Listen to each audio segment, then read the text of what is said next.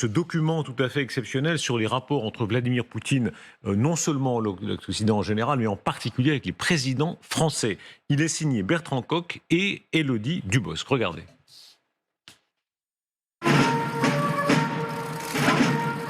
Décembre 2019. Emmanuel Macron reçoit à l'Élysée les présidents ukrainiens et russes, en compagnie de la chancelière allemande, Angela Merkel. Volodymyr Zelensky, élu quelques mois plus tôt, est un novice en politique. Vladimir Poutine, lui, dirige la Russie d'une main de fer depuis 20 ans. La Russie va faire tout le nécessaire pour apporter son obol à ce travail. De cette rencontre, la première entre les deux hommes, le président français attend beaucoup. Je crois que la tenue de ce sommet, des heures de discussion que nous venons d'avoir, est en soi un acquis. Rien moins que le règlement d'un conflit vieux de 5 ans au cœur de l'Europe, depuis que les Russes ont annexé la Crimée et que des séparatistes aidés par le Kremlin se sont emparés d'une partie du Donbass. Aujourd'hui, j'ai insisté sur la nécessité pour l'Ukraine de restaurer le contrôle entier sur ses frontières. L'avenir montrera que les espoirs du président français étaient vains. Merci à vous. Rien n'empêchera Vladimir Poutine d'envahir l'Ukraine 2 ans et 3 mois plus tard.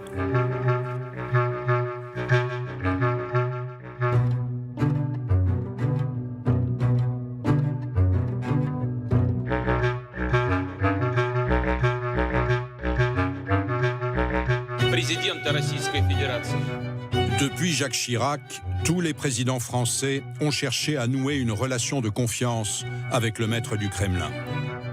L'intérêt de Poutine pour Chirac, c'est qu'il a affaire à un vieux renard de la politique. À travers des documents d'archives assemblés pour la première fois, c'est 23 ans d'histoire récente que nous allons revisiter. Nous étions naïfs, mais on ne veut pas le reconnaître. On a parfois le sentiment qu'on a envie d'écarter la Russie. Et si toute l'histoire des relations entre Poutine et les présidents français était celle d'une illusion? Les présidents français, ils ont fait ce qu'ils ont pu.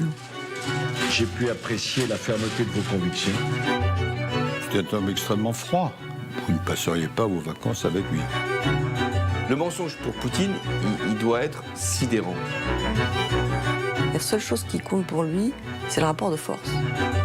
Il est toujours simple de commencer un conflit, beaucoup moins de savoir le terminer et de bâtir une paix durable.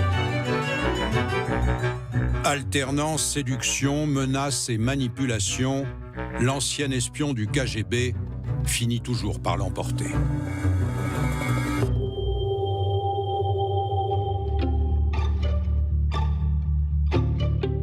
Chirac est un enfant de la guerre froide. Il a connu la Russie soviétique et le démantèlement de l'URSS. Russophile, russophone, il parle un peu la langue de Pouchkine. Il s'inscrit dans la tradition gaulliste d'une relation franco-russe garante de l'indépendance de la France. La première erreur capitale qui pourrait être faite serait de sous-estimer la Russie, bref, de l'humilier. Chirac s'entendait bien avec Yeltsin, la même faconde, la même chaleur dans les rapports d'homme à homme. C'est toi qui commences. Ils s'entendent très bien, ils se rencontrent, ils boivent de la vodka ensemble, ils vont au sauna ensemble. Et somme toute, Chirac accompagne la Russie dans, je dirais, son intégration, je dirais, progressive dans le monde occidental. À la veille de l'an 2000, l'homme qui succède à Yeltsin est encore un inconnu, même pour les Russes. Il était un petit homme gris, effacé. Tout ce qu'on savait de lui, c'est qu'il avait été un agent du KGB. L'ancien espion au physique de passe-muraille se révèle vite comme l'homme de fer dont la Russie a besoin pour sortir des années de chaos post-soviétique.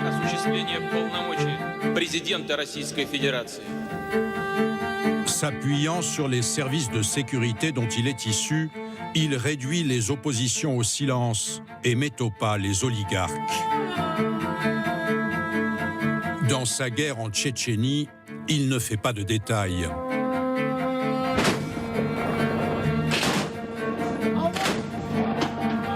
Grozny, la capitale, est rasée. Il avait promis de buter jusque, je le cite, dans les chiottes, les combattants tchétchènes. Donc on a vu cette brutalité tout de suite. Nous considérons que la Tchétchénie est une affaire très grave en matière de non-respect des droits de l'homme, que la brutalité de l'armée russe est très sérieuse. En même temps, Chirac considère aussi que la Tchétchénie a toujours été un problème pour la Russie, a toujours été un problème difficile qu'il faudra bien le régler. À Paris, pour avoir émis quelques réserves dans cette affaire, pourtant considérée comme interne à la Russie, on essuie la première bouderie poutinienne. Chirac charge son nouvel ambassadeur à Moscou, Claude Blanche-Maison, de le rapprocher du dirigeant russe. Eh bien, il me dit, je ne connais pas Poutine. Je l'ai invité à Paris. Il fait la tête. Il me répond même pas. C'est pas très poli. Mais enfin, j'ignore, parce que moi, je veux évidemment avoir des discussions avec lui, voir un peu ce qu'il a dans le ventre. En septembre 2000, Poutine consent enfin à venir à Paris, où il est reçu comme un tsar.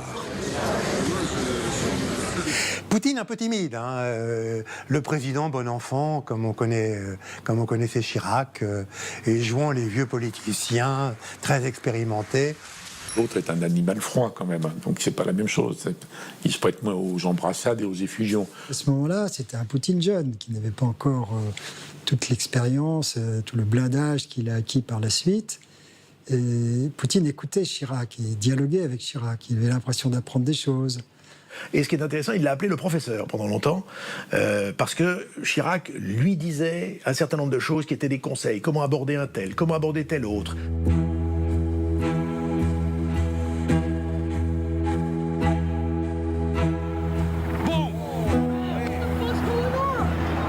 Le 11 septembre 2001, Al-Qaïda change la face du monde en faisant tomber les tours jumelles à New York.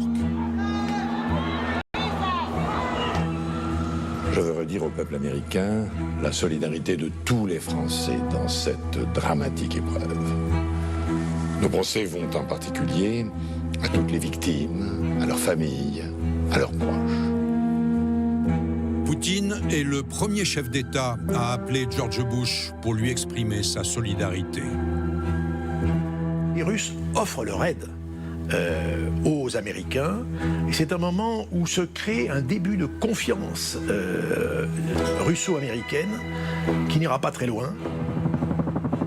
Les Américains, aveuglés par leur désir de vengeance, ne se contentent pas d'envahir l'Afghanistan pour en chasser les talibans. En 2002, ils désignent l'Irak de Saddam Hussein comme soutien du terrorisme et détenteur d'armes de destruction massive. L'Irak doit se désarmer. Un dossier est monté, des fausses preuves présentées à l'ONU par les plus hauts responsables américains. Saddam Hussein possède déjà 2 des 3 composants clés nécessaires à la fabrication de la bombe atomique. Jusqu'au bout, la France va tenter de s'opposer à cette guerre. Il n'y a pas là de justification à une décision unilatérale de recours à la guerre. Jacques Chirac alerte George Bush sur les conséquences d'un changement de régime à Bagdad.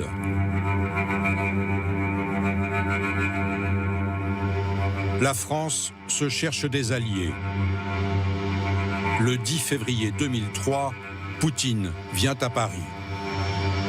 Nous avions un texte qui était préparé avec les Allemands pour dire que la guerre ne pourra intervenir qu'en dernier ressort, et nous nous disons, nous allons essayer d'associer les Russes à ce texte. Le président Poutine vient, le président Chirac va le chercher à l'aéroport, ce qui est assez rare, mais la gravité de la situation l'exigeait.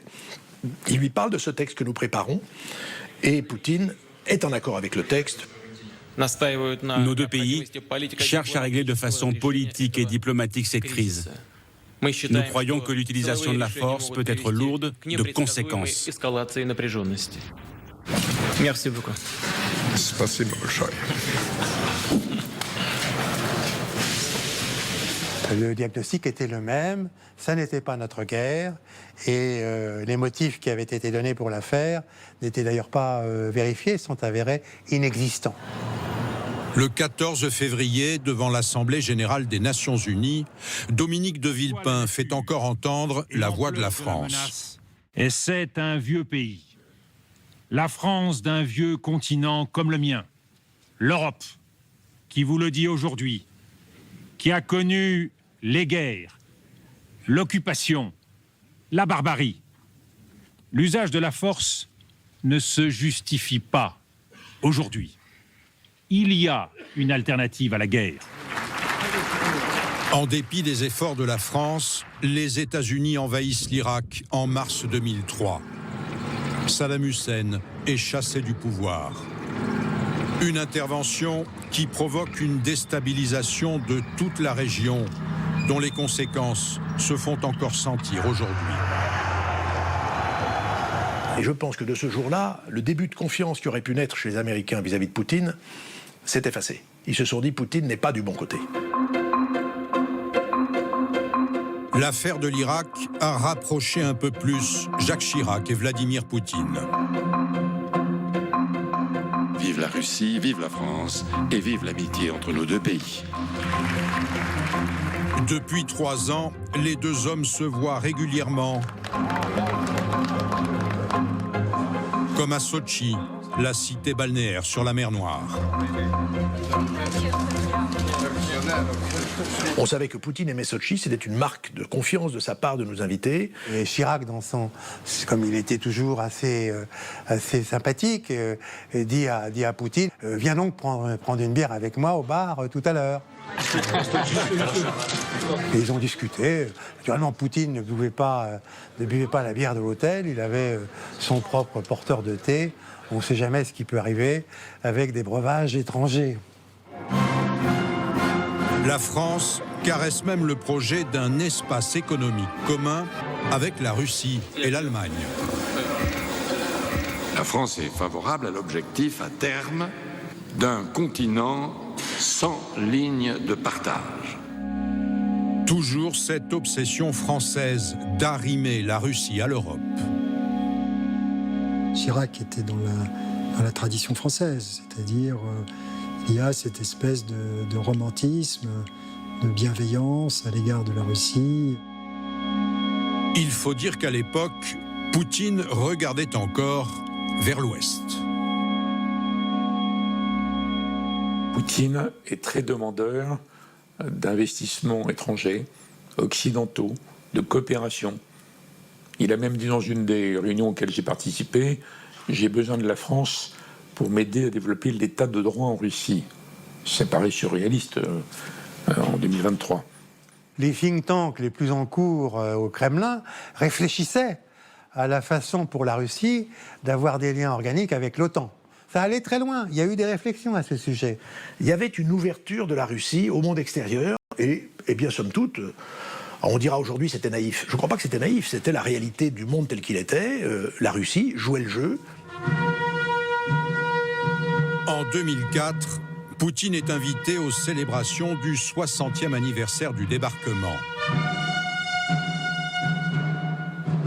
Le président russe n'a déjà plus rien du petit homme timide des débuts.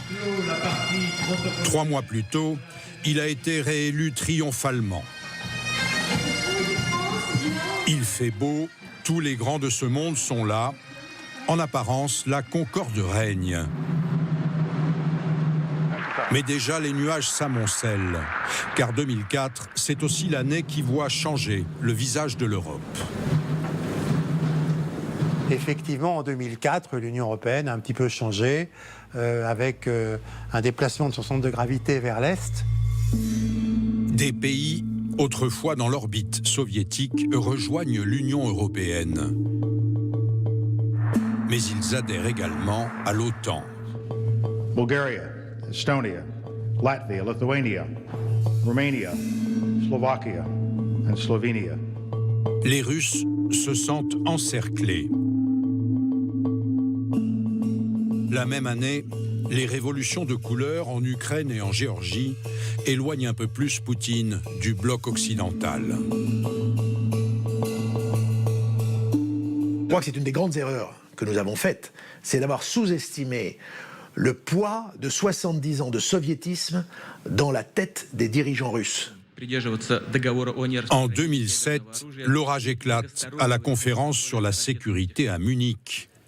Poutine provoque la stupéfaction. Le format de la conférence me permet d'éviter les excès de politesse.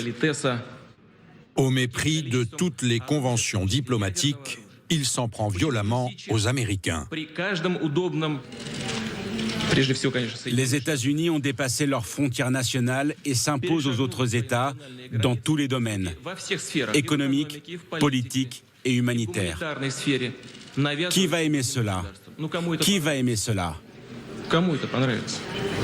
Poutine a fait un discours en disant « Bon, j'ai été bon garçon jusqu'à présent, j'ai joué le jeu avec les Occidentaux, je n'ai pas été payé de retour, par conséquent, à partir de maintenant, je défendrai strictement les intérêts que je considère être les intérêts de la Russie. » Les Occidentaux avaient fait « Oh, il est très dur », mais c'est pas pour autant qu'ils ont réagi. Je pense qu'on a sous-estimé ce discours de Poutine qui finalement exprimait un ressentiment, une frustration de ne pas être pris au sérieux. Un discours qui porte en germe tous les événements des années à venir. Jacques Chirac, lui, s'apprête à quitter l'Élysée. Rien n'aura pu altérer son amitié pour Vladimir Poutine. L'année précédente, en 2006, il lui a remis la Légion d'honneur lors d'une discrète cérémonie en tout petit comité. Même les images ont l'air d'avoir été prises à la dérobée.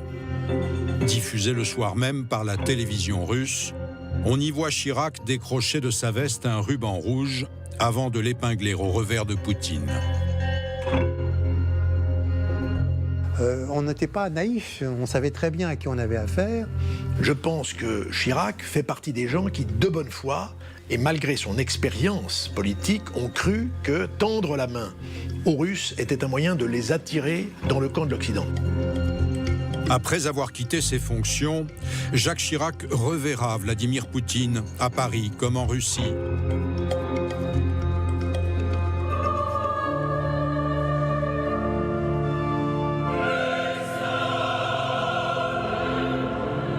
Et le 30 septembre 2019, le dirigeant russe assistera aux obsèques de l'ancien président en l'église Saint-Sulpice à Paris. Seul chef d'État d'envergure présent ce jour-là.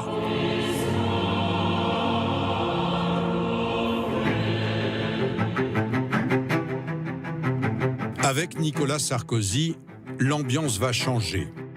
Vous devenez ainsi le 6e président de la 5e République.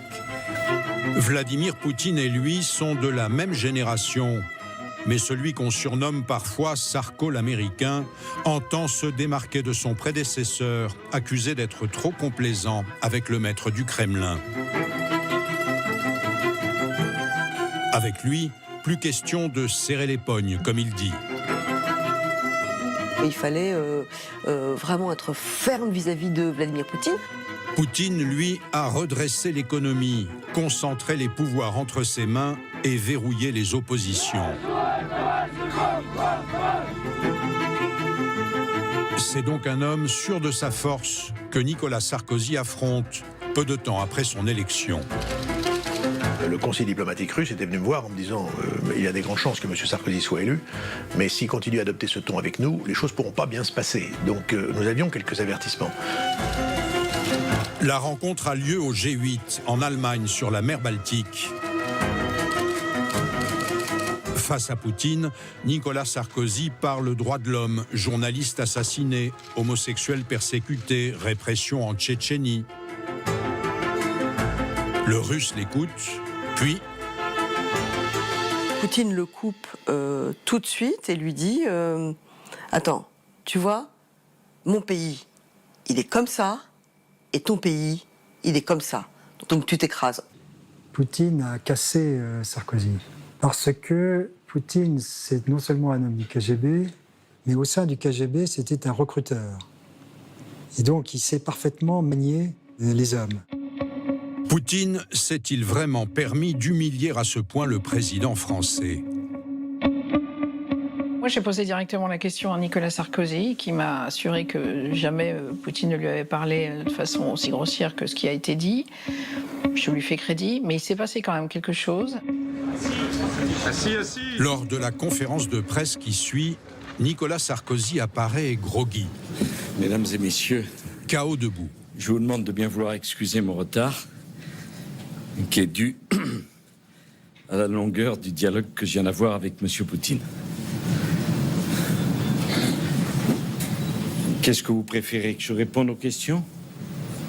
Alors, y a-t-il des questions? Allez-y. Plusieurs personnes ont cru, quand il est ressorti, qu'il titubait, il était tout pâle, et ils se sont dit il a bu alors qu'il ne buvait jamais. D'ailleurs, Poutine non plus. Je crois que c'est à partir de cette première rencontre que Sarkozy a complètement changé d'attitude. 4 mois plus tard, Nicolas Sarkozy est à Moscou en visite officielle.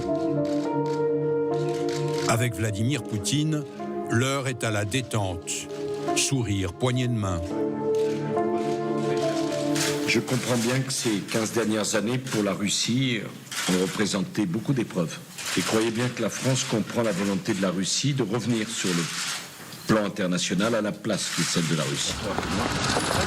Le maître du Kremlin est aux petits soins pour le président français, qui l'embarque dans son 4x4 pour une virée entre copains. Lors de la conférence de presse commune, le ton est conciliant. Les sujets qui fâchent, on en parle, mais on n'est pas obligé d'être d'accord sur tout. Des investisseurs. Je voudrais préciser que la France ne souhaite donner de leçons à personne, que je reconnais et que je comprends la spécificité russe et que j'ai fait valoir sur un certain nombre de questions mes convictions avec franchise. Monsieur Poutine m'a répondu avec la même franchise. Nous considérons tous les deux que l'amitié, ça consiste à se dire les choses. À croire que Nicolas Sarkozy a trouvé son mal alpha. Il n'est pas poutinolate, ce serait exagéré, mais il a reconnu en Poutine mieux qu'un ancien policier quand même. Donc un dirigeant dur, avec beaucoup de trempes. Il doit se dire que pour diriger la Russie, de toute façon, on ne peut pas être un gentil chrétien-démocrate européen de l'Ouest. Entre-temps, le président russe a terminé son second mandat. Interdit de se représenter par la Constitution, il a troqué son fauteuil avec celui de son Premier ministre Medvedev, un tour de passe-passe qui lui permet de conserver le pouvoir. Bientôt, un petit pays lui fournit le prétexte à montrer ses muscles. Août 2008, la Russie envahit la Géorgie au soutien de 2 provinces séparatistes, l'Ossétie du Sud et l'Abkhazie.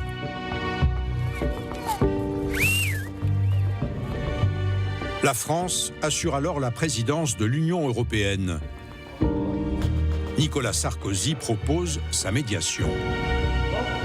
Ce que j'ai vu, c'est que à partir de la guerre en Géorgie, Sarkozy avait su trouver le ton juste en envoyant Kouchner, son ministre des Affaires étrangères, à la fois chez les Géorgiens et à la fois chez les Russes. Qui aurait pu penser il y a 2 mois que l'Union européenne, regardez, avec ses véhicules, serait là, les seuls au monde à avoir fait quelque chose. C'est pas de l'autosatisfaction, ni un cocorico, rien n'est terminé, bien sûr. Puis, Nicolas Sarkozy se rend lui-même dans les 2 capitales. La paix progresse, c'est déjà pas si mal. À Moscou, il est reçu par Medvedev, toujours flanqué de Poutine. Bon, il y avait Sarkozy qui était devant Medvedev et moi qui étais devant Poutine. Je constate que le vocabulaire de Poutine est un vocabulaire ordurier. La médiation française obtient un cessez-le-feu. Un accord de paix est signé entre Mikhail Saakashvili et Dimitri Medvedev. Sarkozy s'est mis dans la position de M. Perrichon. Il a l'impression d'avoir sauvé la Géorgie, sauvé la paix en Europe. Il y avait un papier. Il y avait un papier que nous avions signé. Ils avaient d'ailleurs tenté de le falsifier. Il ne prétend pas résoudre, je l'ai dit au président Saakashvili, tous les problèmes de la région, tous les problèmes de la Géorgie, dont je comprends parfaitement le souci de garantir son intégrité territoriale, qui me semble d'ailleurs garantie par l'esprit de ce texte. Dans l'accord que nous avions signé, les Russes s'engageaient à ne pas reconnaître l'indépendance de l'Abkhazie et de l'Ossétie du Sud. Mais les Ossètes du Sud et l'Abkhazie se sont déclarées unilatéralement indépendantes et la Russie les a reconnues. La Géorgie ne récupérera jamais ces deux provinces. La grande victoire diplomatique, proclamée un peu vite par Nicolas Sarkozy, s'est révélée n'être qu'un marché de dupes. Nous étions naïfs. Nous étions naïfs, mais on ne veut pas le reconnaître, parce que c'était trop gros. On aurait dû comprendre qu'on avait affaire à des gens sans foi ni loi. Le grand menteur, c'était Poutine. Il ment comme il respire. C'est même pas une pathologie, c'est son être. En 2009, Nicolas Sarkozy ramène la France dans le commandement intégré de l'OTAN. Ce choix atlantiste va-t-il l'éloigner de la Russie de Vladimir Poutine? La suite prouve que le Russe peut toujours compter sur son ami français. C'est d'abord la construction d'une cathédrale orthodoxe à Paris, quai Branly, à 2 pas de l'Élysée et du quai d'Orsay. C'est surtout, en 2011, la vente de 2 frégates Mistral à la Russie, l'un des fleurons de notre industrie de défense, contre l'avis de l'état-major. La Russie est un pays ami de la France. J'ai eu l'occasion à de nombreuses reprises de travailler avec le président Medvedev et je veux dire que je lui fais confiance. Nicolas Sarkozy y tenait vraiment, c'est-à-dire qu'il a choisi de vendre des Mistral alors qu'au sein des forces armées, beaucoup de personnes s'y étaient opposées fermement. C'était une idée de tendre la main car il estimait que nous avions des intérêts communs avec les Russes, nous avions des intérêts communs notamment dans la lutte contre le terrorisme, pour la stabilité du monde. Nous faisions ça dans un esprit qui est toujours ce qui préside dans la diplomatie française, c'est contribuer à la stabilité du monde. 2011, c'est aussi l'année des printemps arabes et de la révolution libyenne. La fuite, puis la mort lynchée par la foule du dictateur Kadhafi à la suite de l'intervention franco-américaine impressionne beaucoup Poutine. Vive Benghazi! Vive la Libye! Vive l'amitié entre la France et la Libye! Les Russes ont toujours estimé que nous avions été au-delà du mandat qui avait été donné par les Nations Unies. La méfiance de Vladimir Poutine envers l'Occident s'en trouve renforcée. De son côté, Nicolas Sarkozy ne reviendra jamais sur la confiance qu'il avait accordée au maître du Kremlin, même après avoir quitté l'Élysée. Pour l'ancien président, la Russie n'a jamais été une menace et l'isoler n'a aucun sens. Il le redit devant un parterre d'étudiants moscovites en 2015, c'est-à-dire après la sécession d'une partie du Donbass et l'annexion de la Crimée. Entre nous, il faut choisir le rapprochement et le dialogue. Parce que l'éloignement est une erreur. Les pays ne changent pas d'adresse. Et la France et la Russie ont besoin de travailler ensemble. Aujourd'hui, il fait partie de la minorité de l'élite française qui continue à trouver des excuses à Vladimir Poutine. Et donc il est resté en fait accroché à cette russophilie française qu'il n'avait pas du tout au début. 2012, François Hollande entre à l'Élysée. Monsieur le Président de la République. À Moscou, Poutine, lui, vient de retrouver son siège après la parenthèse Medvedev. Vladimir Vladimirovich Poutine. En 5 ans, les deux hommes vont se voir plus d'une dizaine de fois. Hollande l'a vu beaucoup parce que la situation était sérieuse, la situation était grave, et donc on a toujours continué à parler aux Russes. François Hollande n'est pas un passionné des affaires internationales. Mais le nouveau président français est rapidement confronté à la brutalisation du monde. C'est lui qui décide du retrait des forces françaises d'Afghanistan. Plus de 2000 d'entre vous seront rentrés en France avant la fin de l'année. C'est à lui que revient également d'expédier l'armée française au Mali pour bloquer l'avancée des djihadistes vers Bamako. La première rencontre avec Vladimir Poutine a lieu à l'Élysée, moins d'un mois après l'élection de François Hollande. Je ne connaissais pas jusqu'à présent, autrement que par les images, Vladimir Poutine. Donc je voulais savoir quel était le personnage dont j'aurais à gérer, ou les excès, ou les comportements. Je dois dire que sur beaucoup de questions, nous avons une certaine compréhension. En tout cas, nous sommes capables de nous entendre. Ce qu'il voulait, ce qu'il veut toujours d'ailleurs dans les entretiens, c'est impressionner son interlocuteur, créer une forme de tension pour bien faire comprendre qu'il n'est pas un personnage comme les autres.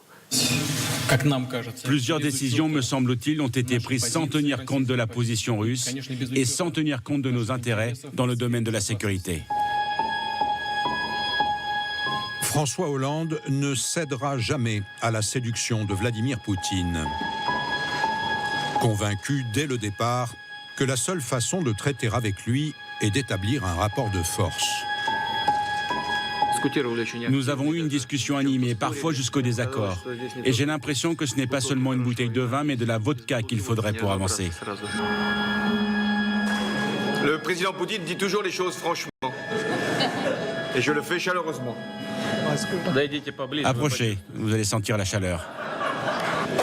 J'ai assisté plusieurs fois à plusieurs rencontres entre François Hollande et Vladimir Poutine au Kremlin. C'est toujours assez classant et c'est toujours assez tendu, en fait. Vladimir Poutine s'est parfaitement alterné les moments de courtoisie, presque de douceur, et des moments de pression, de tension ou de colère. Et la première impression étant toujours la bonne, selon l'expression même de François Hollande, le Français se gardera toujours de faire confiance aux Russes. Il a sans doute eu moins d'attentes vis-à-vis de Vladimir Poutine. Sarkozy a gonflé les muscles. François Hollande, je pense qu'il s'est moins fait avoir, en fait. Je confirme qu'il ne s'est jamais fait d'illusions sur la nature du personnage. Mais ça ne veut pas dire pour autant qu'on ne peut pas avoir de relations d'État à État et de chef d'État à chef d'État. En cette année 2013, la guerre fait rage en Syrie. Avec l'appui des Russes, Bachar al-Assad fait la chasse aux djihadistes, n'hésitant pas à bombarder les populations civiles. Les Occidentaux soupçonnent le régime d'utiliser des armes chimiques. Un an plus tôt, Barack Obama avait prévenu. La ligne rouge pour nous serait de voir des armes chimiques être déplacées ou utilisées. En fait, dès 2012, les premières alertes arrivent en Syrie sur l'utilisation de chlore notamment. Poutine, de son côté, nie ou minimise. Août 2013. Les États-Unis, la France et l'Angleterre décident de frapper ensemble. Mais au dernier moment, les Anglais et les Américains se dégonflent. La France se retrouve seule. Barack Obama m'appelle au dernier moment, au lieu de convenir de lancement de l'opération, me demande un délai pour avoir un temps de discussion avec la Russie et surtout avec son Congrès. Les avions français avaient les moteurs allumés et d'un seul coup, on est trahi par notre allié. François Hollande et Furax. Oui, je le suis. Parce que je comprends que ce n'est pas simplement un sujet syrien.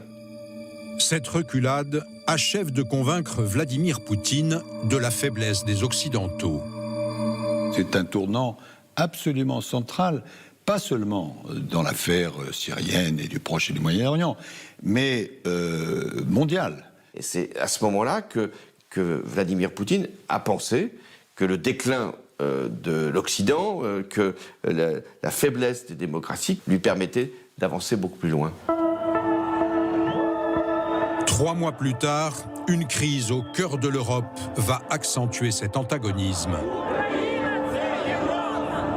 Les Ukrainiens se soulèvent contre le refus de leur président de signer un accord d'association avec l'Union européenne.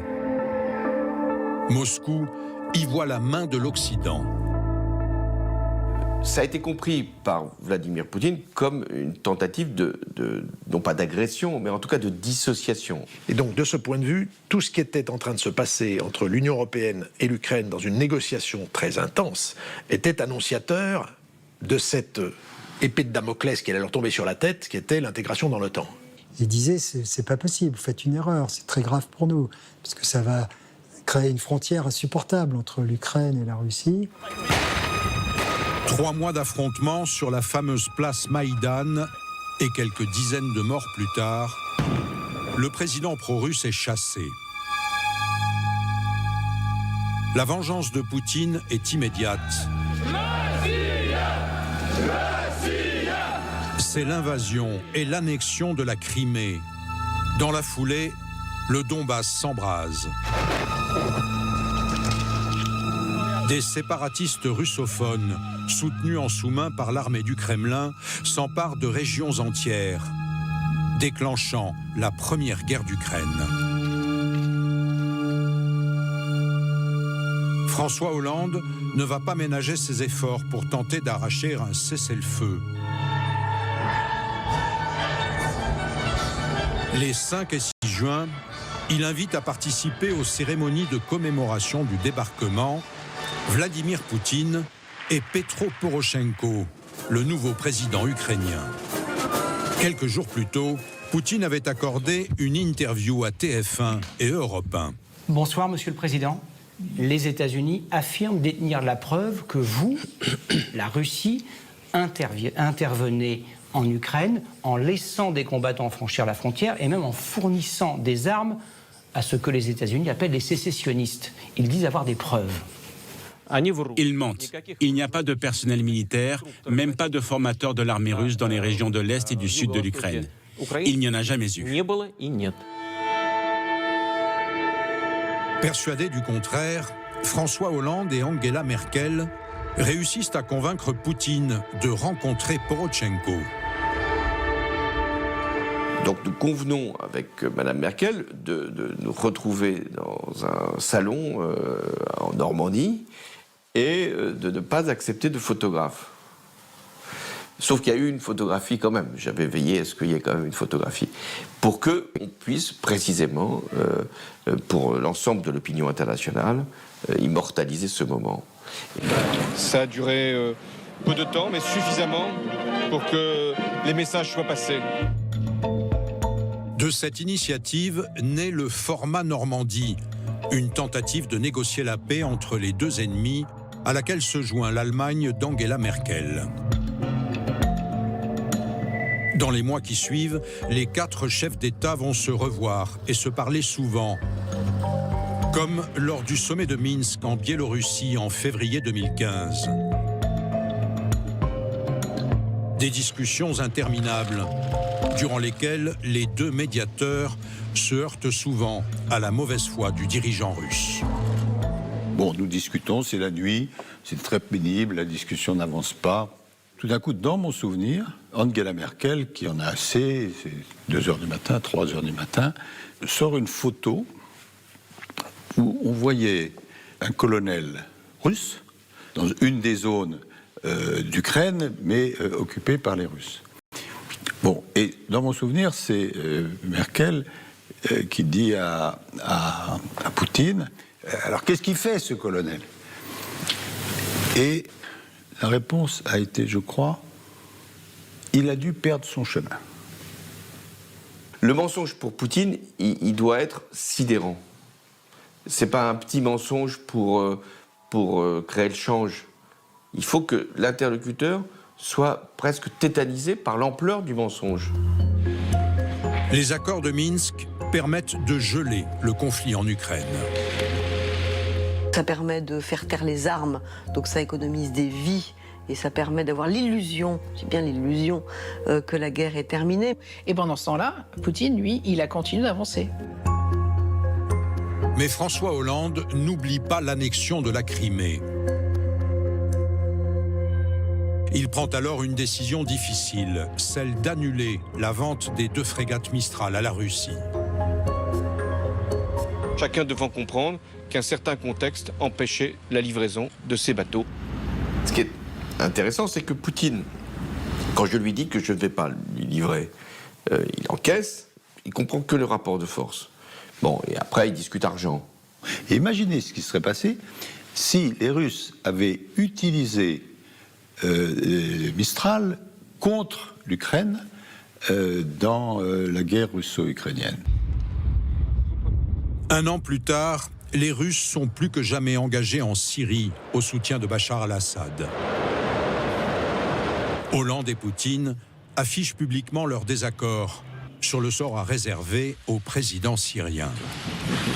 Et pour ce qui concerne la France, il est clair que Bachar n'a pas sa place dans l'avenir de la Syrie. Le destin du président de la Syrie doit se trouver à 100% dans les mains du peuple syrien. Le leitmotiv, c'est le mot, des Russes est toujours le même. Oui, Bachar, évidemment, bon, c'est contestable, mais c'est un patriote. Et d'autre part, si ce n'est pas lui, ça va être le chaos. À quoi nous répondons? Mais le chaos, il y a déjà à l'époque 300 000 morts. Sous prétexte d'éradiquer les djihadistes, les Russes bombardent Alep. La cité est en grande partie détruite, façon Grozny en Tchétchénie.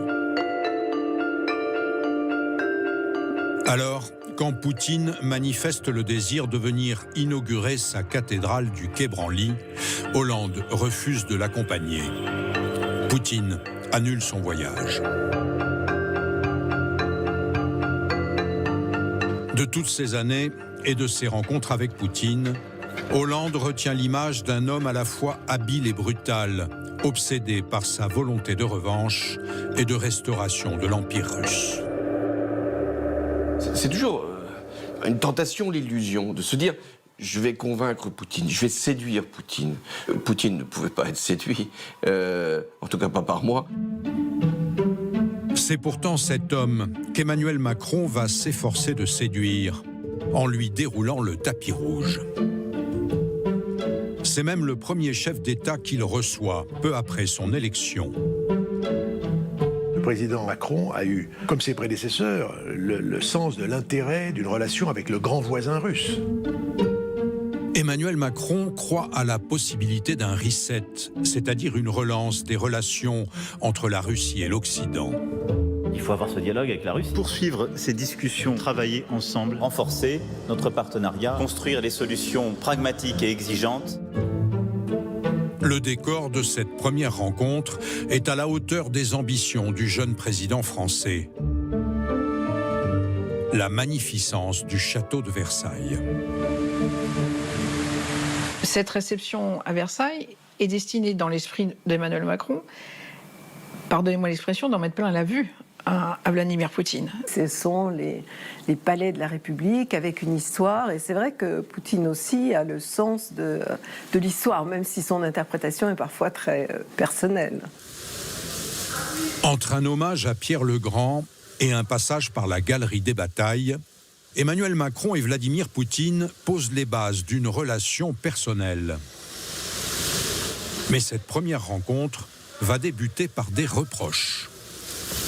Alors le Poutine qu'il reçoit à ce moment-là est quand même celui qui est responsable d'ingérence dans sa campagne, par le biais des trolls russes. Dans la conférence de presse commune, Emmanuel Macron va dire des choses très dures en face, à côté de Vladimir Poutine. Il va lui dire que ces agences RT et Sputnik sont des agences de propagande, que ce ne sont pas des médias. Quand des organes de presse répandent des contre-vérités infamantes, ce ne sont plus des journalistes, ce sont des organes d'influence. Russia Today et Sputnik ont été des organes d'influence durant cette campagne qui ont, à plusieurs reprises, produit des contre-vérités sur ma personne et ma campagne. Et là, on voit Poutine courber les chines, se laisser faire la leçon. J'étais en Russie à ce moment-là, les opposants russes étaient plutôt très contents en disant « Enfin, il y a un dirigeant occidental qui lui dit la vérité, qui lui dit le cas de vérité en face ». Pas rancunier, Vladimir Poutine invite Emmanuel Macron à Saint-Pétersbourg. Au faste de Versailles, Poutine répond par celui de la capitale des tsars. À la grandeur succède la grandeur. Poutine l'a très très bien reçu. Ils ont eu un contact personnel et ils se sont rencontrés très longtemps en tête-à-tête. Le déjeuner a dû se dérouler, je ne me souviens plus exactement, mais à 18h, parce qu'ils se sont parlé pendant très longtemps et à l'époque avec le sentiment de pouvoir tracer des perspectives. Et je souhaite, pour ma part, que la Russie comprenne que la France est son partenaire européen crédible, ouvert et fiable pour préparer l'avenir. Et quelle plus belle marque de confiance que d'inviter son partenaire dans sa maison de vacances, le fort de Brégançon. Ce jour-là, Emmanuel Macron découvre un Poutine ouvert et sympathique, presque un président normal. Poutine est très très content, il a offert des fleurs à Brigitte, il faisait beau, ils ont bien mangé. Merci beaucoup. Ils sont restés beaucoup plus de temps que prévu ensemble, ils ont veillé tard le soir, ce que Poutine fait rarement. Là où on peut faire des critiques, c'est sur la tactique. Parler à Poutine, certes, le recevoir, certes. Fallait-il recevoir dans la résidence d'été du président, c'est-à-dire dans le domaine privé? C'est quand même plus discutable. Avoir des gestes d'amitié débordants à l'égard de dictateurs, mon jugement, c'est non. J'allais dire niet. Et je suis très heureux de pouvoir l'accueillir dans ce lieu ô combien symbolique et sur les rives de cette Méditerranée qui ont toujours beaucoup compté pour la relation entre nos deux pays et pour l'imaginaire russe. Est-ce la magie de la Grande Bleue? Toujours est-il que la rencontre de Brégançon débouche sur une concession. Ce que Poutine a accepté à Brégançon, c'est de rencontrer pour la première fois Volodymyr Zelensky, qu'il n'avait jamais voulu voir. Il ne prononçait même pas son nom d'ailleurs. Vladimir Poutine tient parole. Le sommet a lieu à l'Élysée, créant l'espoir d'une détente. La réunion s'est tenue au mois de décembre 2019, avec promesse d'une nouvelle réunion à Berlin en mars ou avril, mais évidemment là, il y a eu la crise sanitaire, donc ce n'était plus possible. Qui aurait pu se douter que quelques mois plus tard, le monde allait entrer en hibernation, saisi d'effroi par une pandémie telle que les hommes en avaient perdu le souvenir. Pendant les 2 années que dure la crise sanitaire, Poutine ne quitte quasiment plus le Kremlin. on le dit terrorisé par le virus. Poutine s'est complètement enfermé, à la fois physiquement et psychiquement. Il a, paraît-il, ressassé, lu des livres d'histoire à n'en plus finir, ressassé la grandeur de la Russie, le risque que tout soit abîmé par l'OTAN en Ukraine, etc. Il n'a pas de visiteurs du soir, il n'a pas de gens qui lui donnent... Il n'y a pas de fou du roi qui lui raconte une autre histoire, alors qu'à l'époque, il y en avait. Ce confinement a-t-il renforcé sa paranoïa ? En tout cas, c'est un homme plus dur, plus en colère contre l'Occident, plus inflexible encore, qu'Emmanuel Macron retrouve en 2021. Quand Vladimir Poutine, sous prétexte de manœuvre, masse ses troupes aux frontières de l'Ukraine, il aurait dû être évident que rien ni personne ne l'arrêterait dans son projet. Il y a eu une montée en puissance des préparatifs militaires dans la période de plusieurs mois avant l'attaque, quand les États-Unis savaient mais eux-mêmes n'y croyaient pas. Emmanuel Macron ne renonce pas à le ramener à la raison, misant sur ce qu'il croit être une relation personnelle forte. Emmanuel Macron regarde Vladimir Poutine avec son esprit cartésien, l'esprit français, et il se dit « ce n'est pas possible parce que cette décision ne serait pas rationnelle ». Il y a ce voyage à Moscou qui commence par une humiliation. Même pour discuter avec le diable, Macron n'aurait pas prévu une cuillère aussi longue. Donc merci beaucoup de ton temps et de l'accueil aujourd'hui. C'est une humiliation, évidemment. Emmanuel Macron a refusé de se soumettre au test Covid, donc c'est le prétexte. Cette immense table dit tout le mépris du maître du Kremlin pour les leaders occidentaux, dont Macron. C'est la mise en scène, si vous voulez, ça fait partie de la vie internationale. Il y a toujours une mise en scène. La diplomatie, c'est aussi de la mise en scène. Monsieur le Président est venu en Russie en premier lieu pour aborder les sujets épineux relatifs à la sécurité européenne et globale. Vous avez une vision forte, qui parfois n'est pas la même que celle des Européens ou des Occidentaux. Quand Emmanuel Macron est revenu de Moscou, il a clairement dit « le Poutine que j'ai rencontré là n'est pas celui que j'ai connu et que j'ai rencontré à plusieurs reprises ».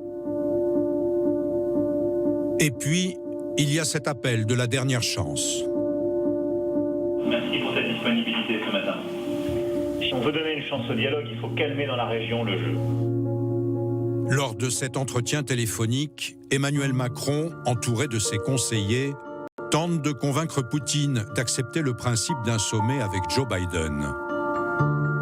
Mais est-ce que tu es prêt à avancer et à dire aujourd'hui « je souhaite une réunion à deux avec les Américains puis élargie aux Européens » ou pas? On voit en fait le dilettantisme et la légèreté avec laquelle Poutine parle à Macron.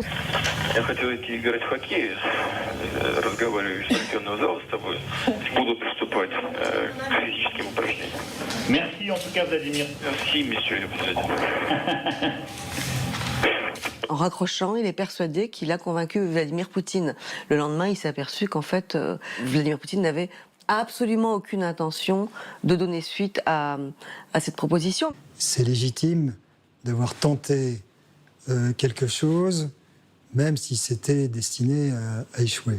À ce moment-là, Poutine avait déjà décidé d'envahir l'Ukraine. 4 jours après ce coup de téléphone, c'est la sidération. J'ai décidé de mener une opération militaire spéciale.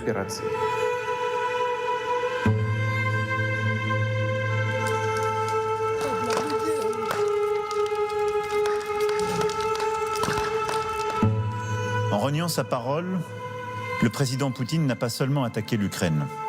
Il a décidé de porter l'atteinte la plus grave à la paix, à la stabilité dans notre Europe depuis des décennies. quand l'invasion d'Ukraine commence, il est extrêmement choqué.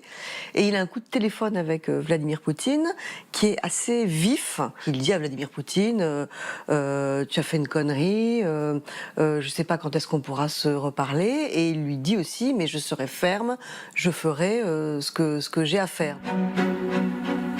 Passé le choc et la déception, Emmanuel Macron tentera encore de reparler à Vladimir Poutine. Mais le président français affichera tout de suite un soutien sans faille à l'Ukraine. Il faut que l'Ukraine puisse résister, défendre son territoire, retrouver la liberté. C'est une agression impérialiste. L'Ukraine ne sera pas conquise. Fin 2022, Emmanuel Macron revient sur sa relation avec Poutine dans une émission réalisée par des journalistes autistes. Je dois vous avouer, j'aimerais pas le rencontrer, il me fait assez peur. D'abord, quand on le rencontre comme ça, il n'est pas désagréable. C'est le paradoxe, tu vois. Ensuite, je pense qu'il n'y a rien qui justifie de déclencher la guerre. Il a essayé d'expliquer que c'était l'Ukraine qui le menaçait, parce qu'à travers l'Ukraine, c'était les Européens et les Américains qui voulaient menacer la sécurité de la Russie. Je crois que c'est faux. Et au fond, il a décidé de lancer cette guerre pour récupérer des territoires et pour réétendre la Russie et retrouver en quelque sorte le périmètre de l'Empire qui avait pu exister. Donc il a pris une très lourde responsabilité pour lui, pour son peuple, évidemment pour le peuple ukrainien et pour nous tous. Voilà comment je voyais les choses. Leur dernière conversation remonte au 11 septembre 2022. Peut-on imaginer qu'un jour, un président français reparle avec Vladimir Poutine ? On ne peut pas savoir quand et comment cette guerre se terminera, mais très probablement quand même autour d'une table de négociation. Et il faudra bien, à un moment donné, parler avec celui qui est à la tête de la Russie. Il faudra voir comment les Russes eux-mêmes s'occupent de Poutine. Nous ne choisirons jamais nos interlocuteurs, quels qu'ils soient. Donc on verra ce que ça donne. Mais la Russie ne va pas disparaître.